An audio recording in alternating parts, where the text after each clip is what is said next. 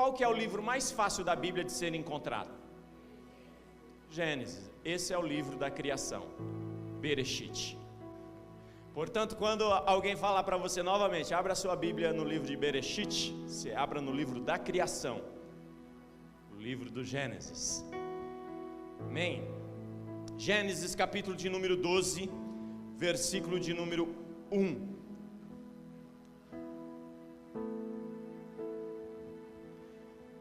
Eu sei que você já localizou porque é um livro fácil. Esse não precisa olhar no índice, né? Fique de pé, portanto, para nós fazermos a leitura da palavra de Deus no livro de Gênesis, capítulo de número 1, versículo de número 12 capítulo de número 12. Vocês ficam me confundindo.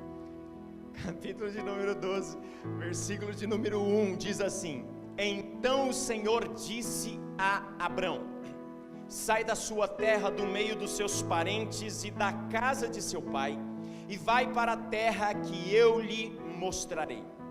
Farei de você um grande povo, e o abençoarei. Tornarei famoso o seu nome, e você será uma.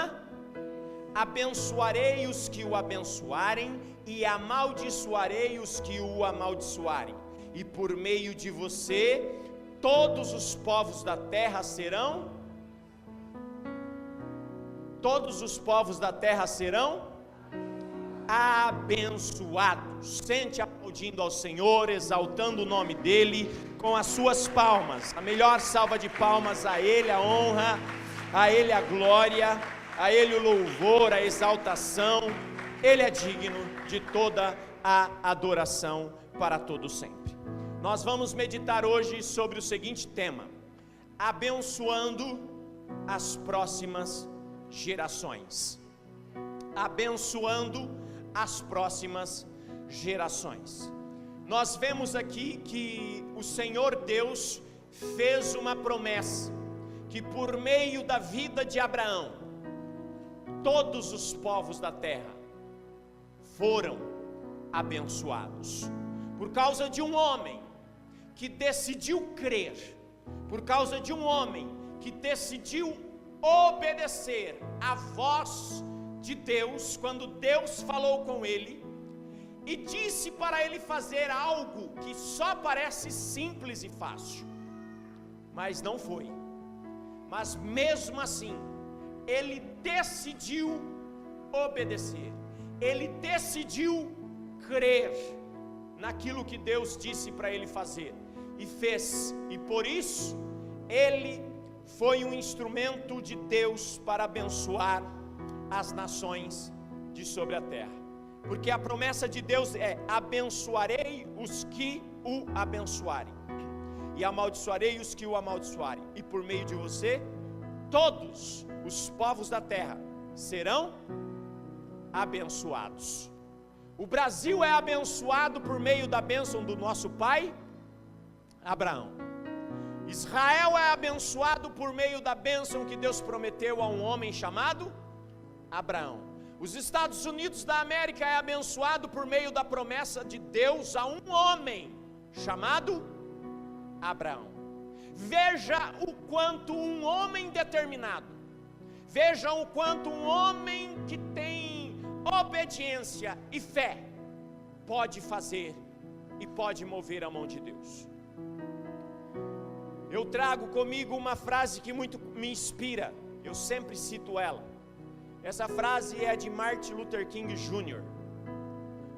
Martin Luther King Jr. dizia assim: eu não estou preocupado com o mal. E aí ele explica, ou melhor, eu vou explicar em que contexto ele está dizendo isso. Quando Martin Luther King está dizendo eu não estou preocupado com o mal, ele está dizendo: eu sei que o mal existe, eu sei que o diabo veio matar, roubar e destruir. Eu crendo nele ou não, ele está aí e veio cumprir a missão e vai buscar fazer, sim ou não?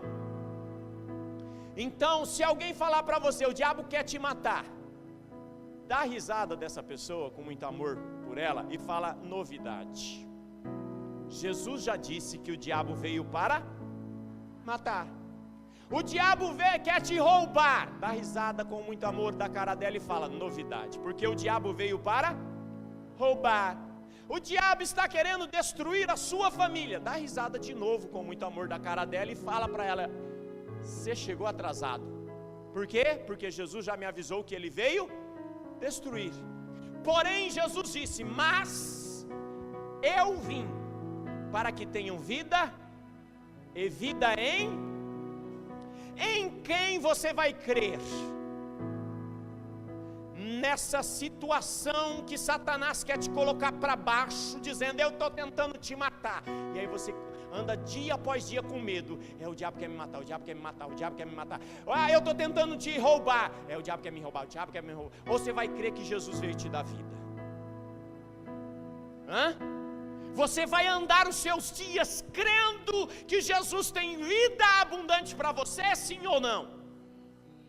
Pois é, e Deus quer que você ande assim, porque você é um instrumento de Deus para abençoar as gerações que se seguem. E ele continua: eu não estou preocupado com o mal, mas eu estou preocupado com homens de bem, de braços cruzados. Deixa eu te dizer o que ele está dizendo. Olha para a pessoa do seu lado aí. Essa pessoa do seu lado podia, talvez esteja, fazer alguma coisa para o mundo ser melhor, mas talvez ela estar assim, de braços cruzados. Você sabia que você pode fazer alguma coisa para que o seu vizinho tenha uma família melhor?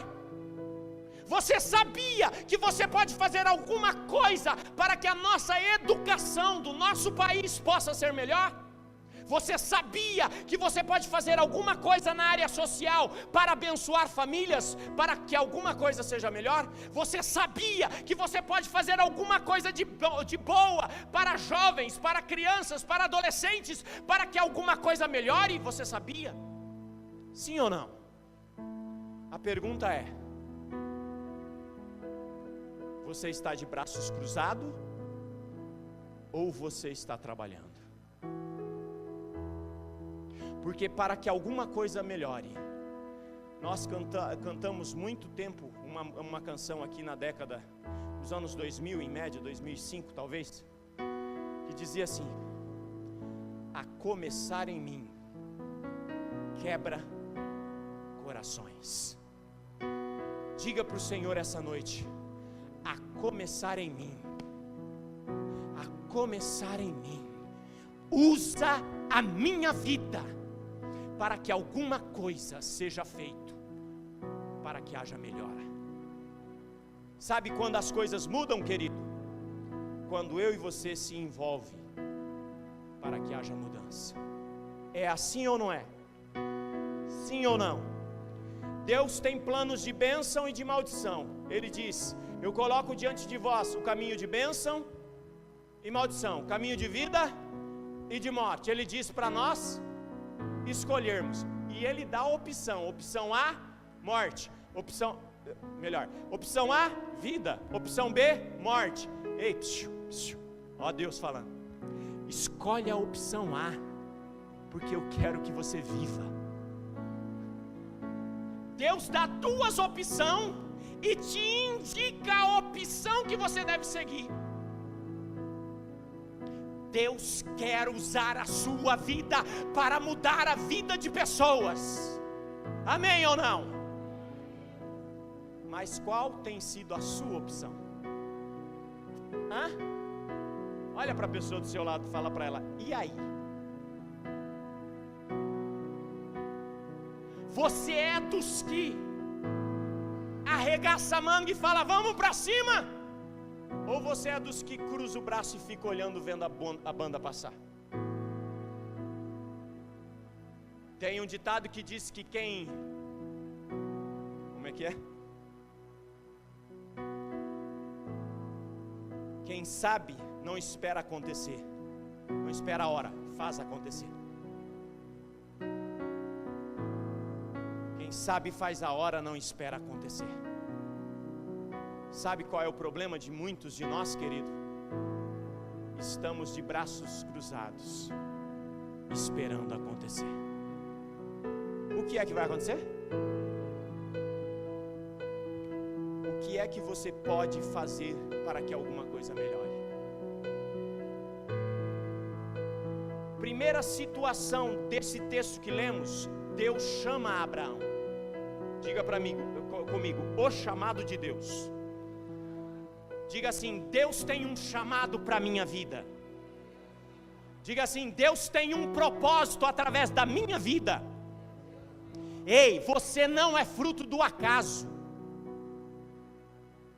Esse microfone que eu estou usando foi feito por causa de um propósito. Se ele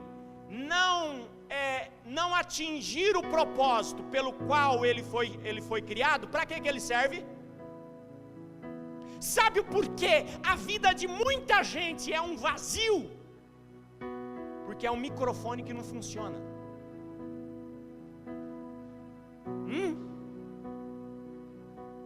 Você precisa compreender, buscar em Deus qual é o chamado que Deus tem para a minha vida. Olha o chamado de Deus para Abraão. Abraão morava e tinha uma vida muito legal. Se você pensa que Abraão morava numa cidade atrasada, Abraão morava em uma cidade, Ur dos Caldeus, era idólatra, uma região pagã e tudo mais, sim, mas era uma cidade de arquitetura moderna.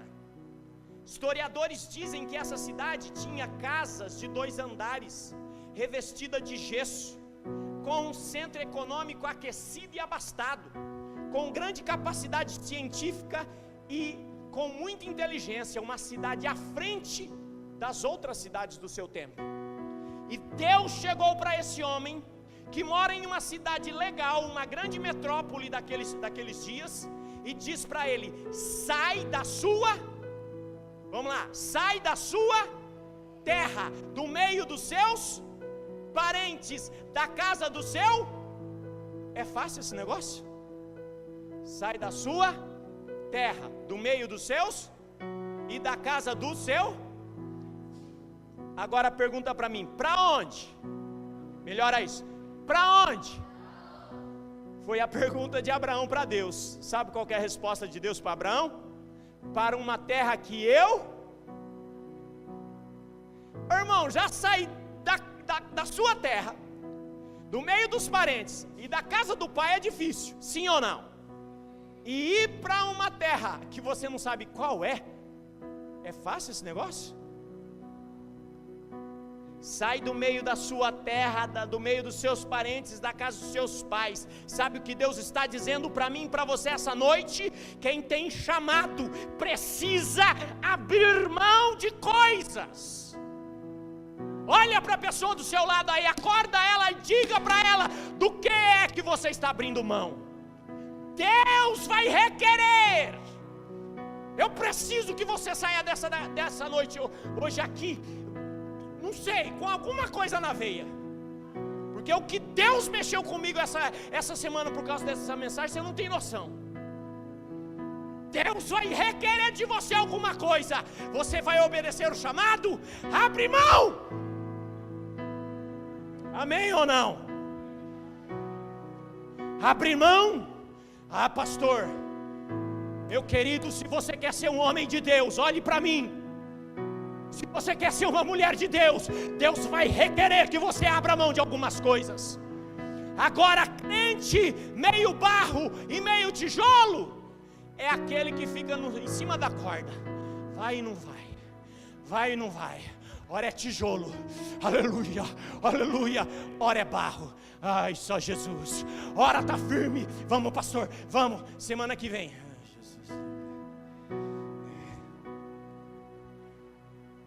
Onde é que você quer chegar? Qual é o chamado de Deus para a sua vida, crente? Você não é fruto do acaso. Esse microfone foi feito com propósito. Você não está aqui sem que Deus não tenha um propósito na sua vida. Afirma para a pessoa do seu lado aí, diga: Deus tem um propósito para você.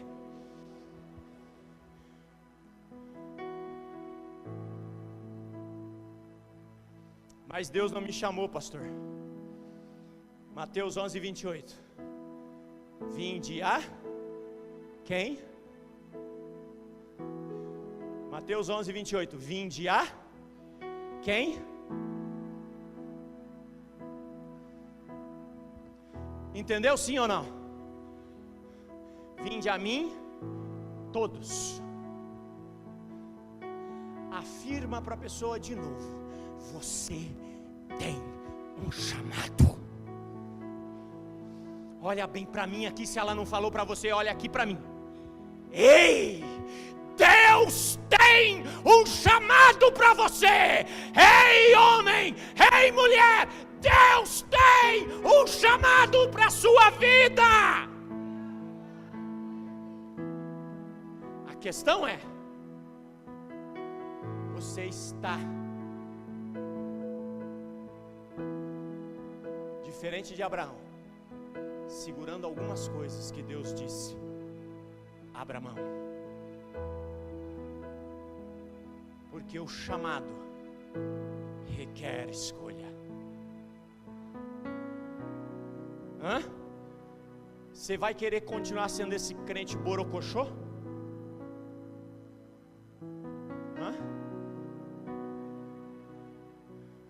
Você vai querer continuar sendo essa pessoa que quando morrer não vai fazer falta para ninguém? Ou você vai querer ser um homem que quando morrer alguém vai dizer: o céu ganhou, mas a terra perdeu? Um homem de Deus, uma mulher de Deus, que por onde passou fez a diferença.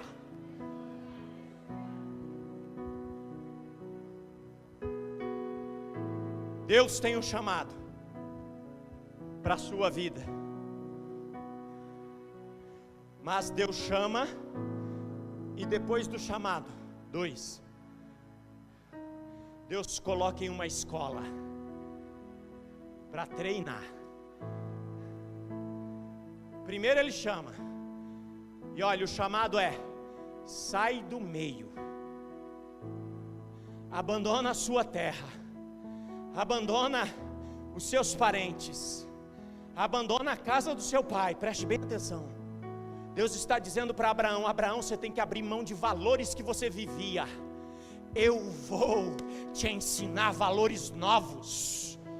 Ei, homem, abra mão dos antigos valores. Ei, mulher, abra mão dos antigos valores. Deus quer te levar a uma terra prometida, mas talvez você, com as suas atitudes, está barrando o plano de Deus na sua vida. Abra mão. Mexe com a pessoa do seu lado, diga para ela: abra mão. Abra mão. Deus está dizendo para você: abra mão. Depois que Ele chama, Ele traz o treinamento. Versículo 2 ele diz: farei de você um grande povo. Quando Deus chamou Abraão, Abraão era um grande povo. Saiu de Ur dos Caldeus Abraão, sua esposa Sarai, Ló e mais algumas pessoas, alguns servos, poucas pessoas. Mas a promessa é que ele seria pai de uma nação, de um povo em que ele não conseguiria contar.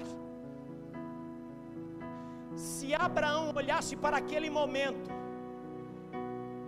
olhasse ao redor, olhasse para Sara, para Jó e algumas pessoas, olhando para a circunstância, deixando uma cidade de muito progresso, para ir para uma terra que seria mostrado. Você acha que Abraão iria começar a caminhar, querido? Sabe o que é que acontece com muito crente? Está muito humanizado.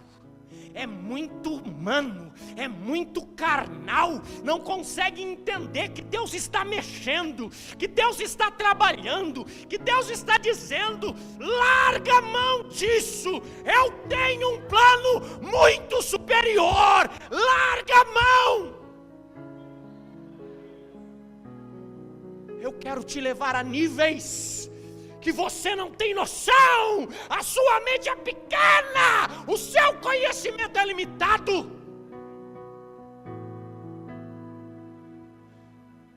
Deixa eu te levar, Abraão.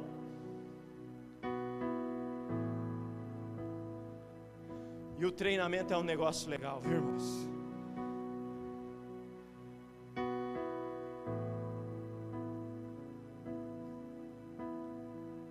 Diga para a pessoa do seu lado, diga para ela: Deus tem planos maiores. Diga para ela, chacoalha ela, fala: o que você está vivendo é pequeno. Oh Deus, chacoalha ela, crente, diga para ela: Deus tem muito mais. Muito mais. Você não tem noção. Mas essa caminhada se caminha pela fé. É fácil sair desse conforto para uma terra que eu lhe mostrarei? Sabe por que muita gente não conhece o chamado? Eu vou te dar uma instrução aqui que vai te ajudar muito. Quando você pega a Marginal Tietê para ir para o Rio de Janeiro, você anda alguns quilômetros na Marginal Tietê. Talvez antes tenha, não sei. Os irmãos que rodam com mais frequência aí na Marginal sabem. Mas lá, chegando perto da ponte Jânio Quadros, Vila Guilherme, tem uma placa indicando BH, Belo Horizonte, RJ, Rio de Janeiro. Mantenha-se à esquerda. Aí você cai na rodovia Presidente Dutra. Imagina que você é leigo daqui para o Rio, nunca foi, e não sabe o caminho. É isso que Deus disse para Abraão: Abraão, começa a andar. Para onde, Senhor? Ei, Abraão, comece a andar. Olha aí, crente, olha aí. Para onde, Senhor? Olha Deus te dizendo, ou para onde? Não é importante agora. O importante agora é: comece a andar. Comece a andar. Comece a andar. Porque tem muito crente, queridos, que não sai do lugar. Não vai para canto nenhum, porque não começam a andar. Mas quando você começa a andar, você sai de Pirituba, pega a Marginal. Tem sinalização logo no início? Não, mas começou a andar. Senhor, para onde? Vai andando, Abraão. Para onde? Vai andando, crente. Senhor, para onde? Vai fazendo, vai se envolvendo na obra, vai pondo a mão no arado, começa a trabalhar. O que é que o Senhor quer de mim? Começa a fazer, começa a se mexer, se envolve no evangelismo, se envolve no paz do lar, se envolve na pregação, se envolve na oração, se envolve com a Bíblia. Comece a andar. Porque daqui a pouco vai haver sinalizações. Daqui a pouco você chega na ponte Jânio Quadras e lá tem uma placa: Rio de Janeiro, mantenha-se à esquerda a 1000 metros. Você chegou no Rio de Janeiro, mas agora você tem uma. Amém ou não? Amém ou não? Tem muita gente que fica, como diz o apóstolo, colarinho folgado. Como que é, apóstolo? Sapato folgado. Como é que é? Sapato folgado e colarinho. sombra, água fresca e sapato folgado, esperando Deus desenrolar o manto. Deixa eu lembrar um versículo de Salomão para você. Vai ter com a formiga, ó preguiçoso. Ei, eu preciso que você saia essa da noite daqui dizendo: eu preciso trabalhar mais na obra, porque tem gente dentro da igreja que esse versículo encaixa ela dentro do contexto de preguiçoso para o reino. É ou não é?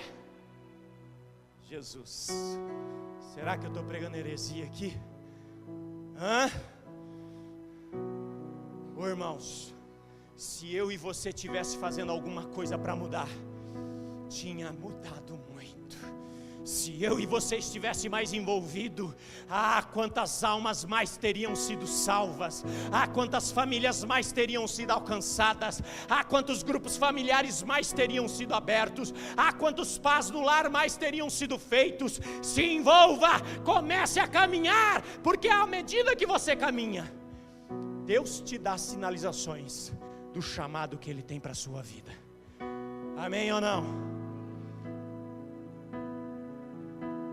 Muito bacana é quando Jesus chamou: vinde a mim. Em Marcos 4,19, Ele diz: venham comigo. Em outra versão Ele diz: vinde após mim. Venham comigo, que eu ensinarei vocês a pescar gente. Quando você vem a Jesus e começa a ouvir esse chamado, venha comigo, e começa a andar com Jesus, Ele começa a te ensinar a fazer a obra. Amém ou não? Ficou claro isso? Eu não vou me ater, porque eu quero chegar no fim. No treinamento, queridos, Jesus começa um treinamento com supervisão. Jesus é um treinador que está treinando a próxima geração de discípulos, que está treinando a igreja de modo sobrenatural. Em Mateus 8:24, a Bíblia diz que eles estão no meio do mar e uma violenta tempestade os acomete. E Jesus está na onde? Na polpa do barco dormindo. Uma tempestade enorme. A tempestade é tão grande que eles vão acordar Jesus dizendo: mestre, não se te dá que morramos, tenha compaixão. Olha o treinamento com supervisão. Jesus coloca eles na direção do barco, mas Jesus está preste bem atenção, olha aqui para mim. Segredos do início da caminhada. Jesus sempre vai estar dentro do barco, sempre, porque Ele disse: venha eu vou te ensinar. Mas lembra que é um treinamento? É ou não é? Primeiro dia de academia, o personal trainer dá atenção para quem? Para o iniciante. Faz o exercício assim, faz o exercício assado. Início de treinamento, toda a atenção do Senhor. Início da caminhada, toda a atenção do mestre. Mas o treinamento vai sendo intensificado. Aí você vai em Mateus 14:22. O texto diz que Jesus teve que insistir. É assim que o texto diz. Jesus teve que insistir para eles entrarem no barco e ir à frente dele. E aí então eles obedecem, entram no barco e vão à frente. E Jesus vai para onde? Para o monte, orar.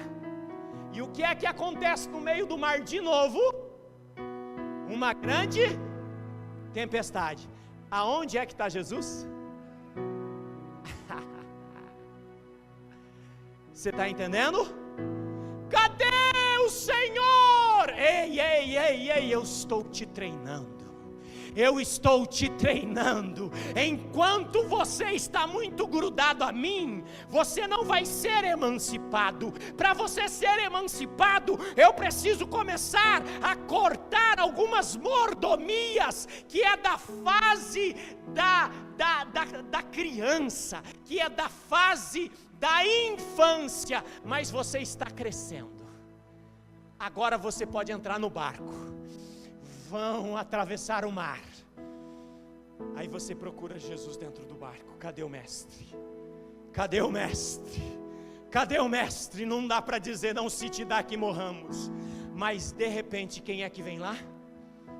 Quem é que vem lá? Quem é que vem lá? Jesus nunca deixa você sucumbir, nunca.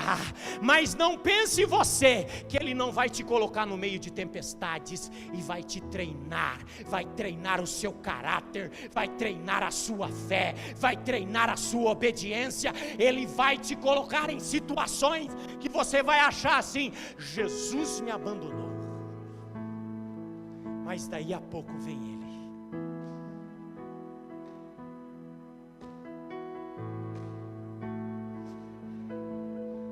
É claro que aqui tem efeitos especiais, né? Ô Léo, você já viu alguém andando por cima da água? Então, não sei que barulho era, mas lá vem Jesus, andando por cima da água. O treinamento está sendo intensificado. Diga para a pessoa do seu lado com muito carinho, fala para ela assim: nem sempre Jesus vai estar no barco, mas sempre está à disposição.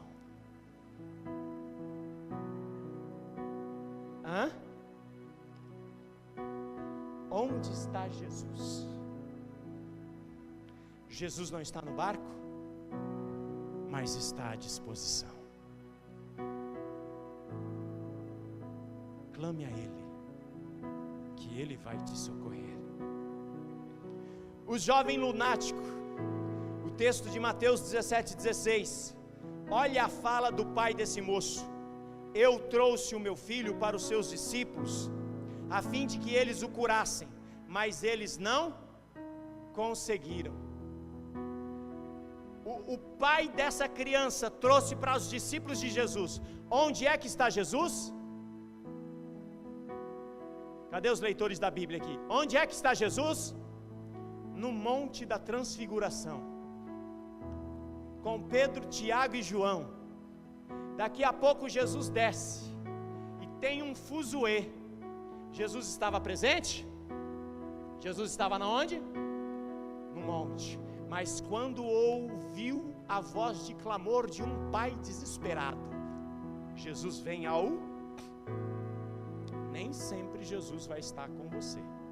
Você está entendendo, amém ou não? Ele está te treinando, Ele jamais vai te abandonar. Amém ou não? Por que isso, pastor? Terceiro e último ponto.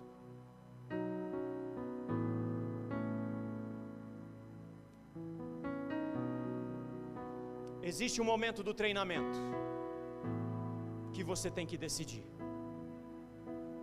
E aqui é o lugar de divisão, onde tem meninos e homens. Aqui é o lugar de divisão, se continuo um bebê na fé, ou se me torno um homem espiritual maduro, disposto a lutar pelas causas do Evangelho. Mateus 16:24. E Jesus disse aos discípulos: se alguém quer ser meu seguidor, esqueça os seus próprios interesses. Eu vou ler de novo, e eu espero que a sua atenção esteja cativa em mim. Mexe na pessoa do seu lado aí, diga para ela: olhe para o pastor, diga para ela: Deus vai falar com você. E Jesus disse aos discípulos: se alguém quer ser meu seguidor, esqueça os seus próprios interesses. Sabe por que tem muita gente que não consegue seguir a Jesus do jeito que precisava? Porque o interesse dela vem na frente do interesse de Jesus. Ei, olhe bem para mim. Sabe quem é que não sabe esperar? Sabe quem é que quando não alcança alguma coisa abre a boca chorando como se o mundo acabou? Sabe quem é? Criança. Dá a chupeta. Tira a chupeta. Dá a chupeta. A criança não quer saber se a mãe está cansada, se o pai está cansado. Quer? A criança não quer saber se o pai está envolvido em uma grande obra. A criança não quer saber. Ela quer que o pai atenda aos interesses dela. Ei, ei, ei, ei! Quando é? Você vai deixar os seus interesses de lado e vai dizer: eis-me aqui. Ei, muda na minha vida o que o Senhor quer mudar. Ei, faça o que o Senhor quer fazer. Eis-me aqui, eu sou o seu servo, vou obedecer a sua voz. Mas enquanto você continuar colocando os seus interesses na frente dos interesses de Deus, você continua sendo só um bebê na fé. Sim ou não?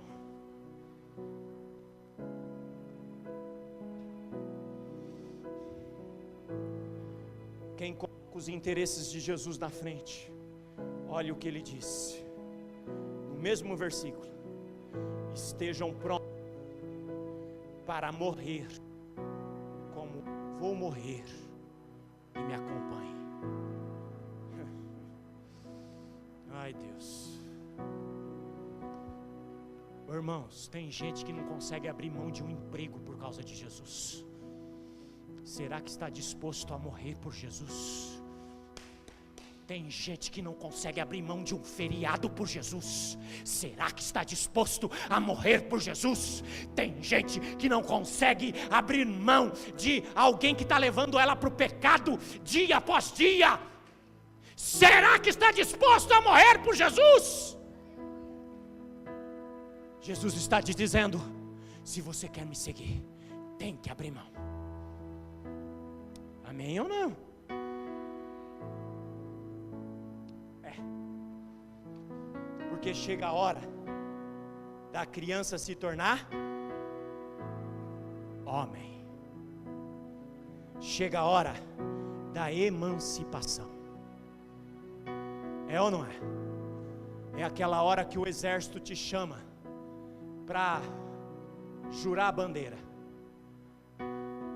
É aquela hora que senta com a moça e fala: até aqui eu te ensinei, eu te eduquei, agora você é adulta o suficiente, você manda no seu nariz, eu te ensinei, agora você tem que tomar uma decisão.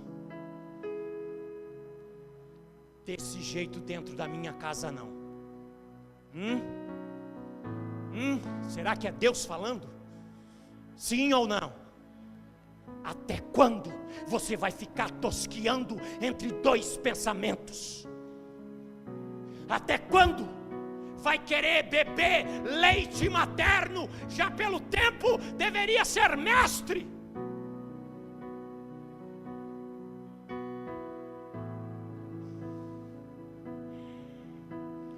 Chega a hora da emancipação.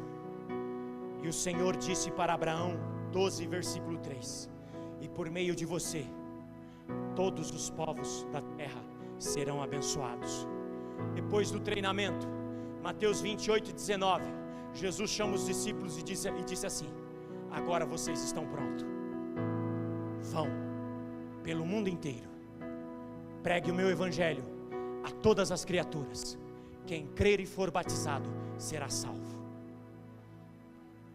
Chega uma hora que Deus vai colocar um caminho de bifurcação na sua frente, e você vai ter que decidir. E aí, atender o chamado do Senhor ou atender os seus interesses? Eu vou encerrar com duas histórias aqui, três histórias. Se você pega a Bíblia Sagrada e discorre as viagens missionárias do apóstolo Paulo, querido, pegue a Bíblia essa semana, começa a ler o livro de Atos dos Apóstolos, lá pelo capítulo 12 em diante, e começa a ler as viagens missionárias de Paulo.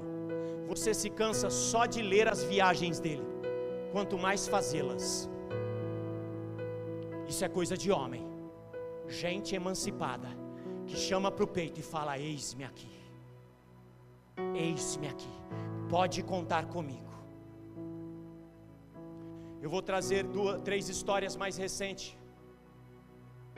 Existe uma mulher na história da igreja chamada Susana Annesley. Essa mulher casou com um homem chamado Samuel Wesley, e a partir daí ela se chama então Susana Wesley. Samuel Wesley, a história narra que, infelizmente, as atitudes dele não foi as melhores. Não vou entrar nos detalhes, mas pasme você, Susana Wesley, ou antes de ser o Wesley, a Annesley, via o seu pai, que desde os 5 anos de idade, o pai dela começou a ler a Bíblia, e leu a Bíblia durante todo o decorrer da sua vida. Todos os dias esse homem lia 20 capítulos da Bíblia por dia, até o último dia da sua vida.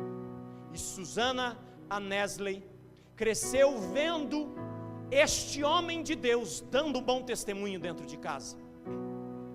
E essa jovem cresceu, casou-se com 19 anos com Samuel Wesley. Tiveram, Samuel e Susana Wesley, 19 filhos. Destes, 9 morreram, ficou apenas 10. Destes 10, 2 se destacaram para toda a humanidade, e muito provável você tenha ouvido falar deles. Um chama-se John Wesley, o outro chama-se Charles Wesley. O lema de educação de Susana Wesley era para os seus filhos: se não for para serem ministros do Evangelho, que sejam pelo menos primeiro ministro da Inglaterra. Tamanho o respeito e a primazia que essa mulher dava ao Evangelho. Pois bem, educou seus filhos com muita dificuldade, porque o seu esposo Samuel, por muito pouco saía de casa e deixava ela dias e dias cuidando de 19 crianças, mas ela achava tempo para ter 3 horas de oração por dia, para ordenhar vaca, para cuidar de roça, cuidar de 19 filhos, 3 horas de oração, orar sobre os filhos, dar lições bíblicas para os seus filhos. Por que será que John e Charles Wesley foram o que foram? Charles Wesley é autor de milhares e milhares de canções.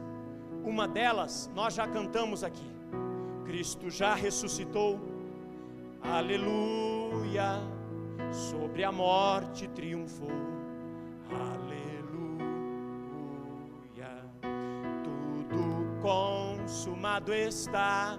Esta canção quem fez foi Charles Wesley. Muito bem, o seu irmão John Wesley, o 15º dessa família, foi um tição na mão de Deus. E ele deu este apelido para ele mesmo, porque com 5 anos de idade, a sua casa pegou fogo. E tudo indica que foi um fogo proporcionado por quem não gostava do pai dele.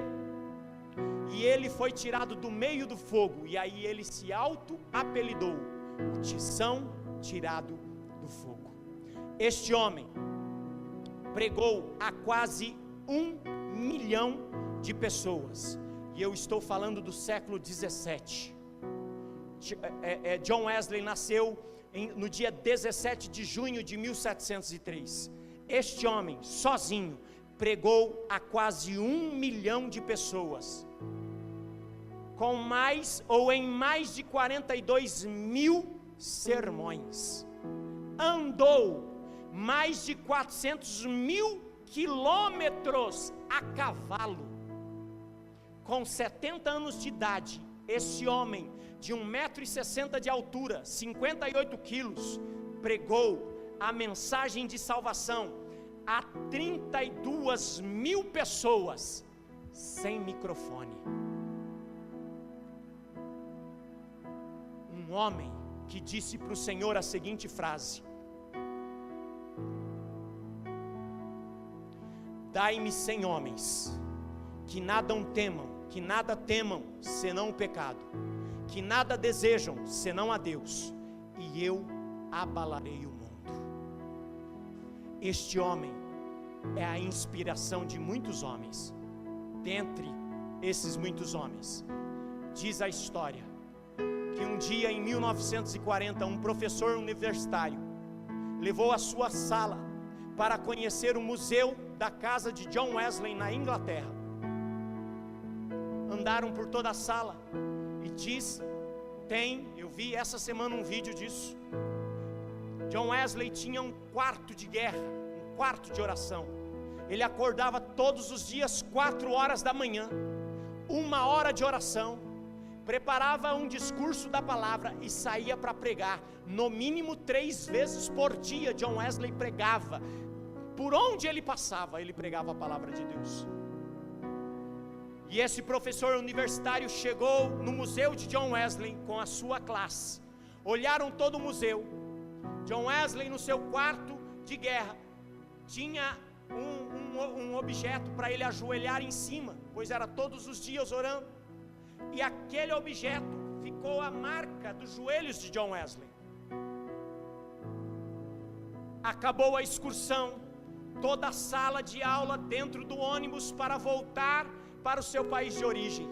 O professor deu conta que estava faltando um jovem.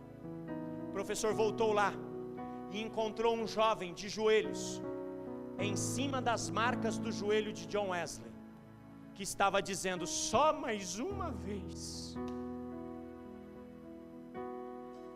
faz de novo, Senhor, faz de novo, aviva nesses dias, encontre corações apaixonados, encontre homens que estão dispostos não apenas a te seguir, mas que estão dispostos a morrer pela causa do Evangelho.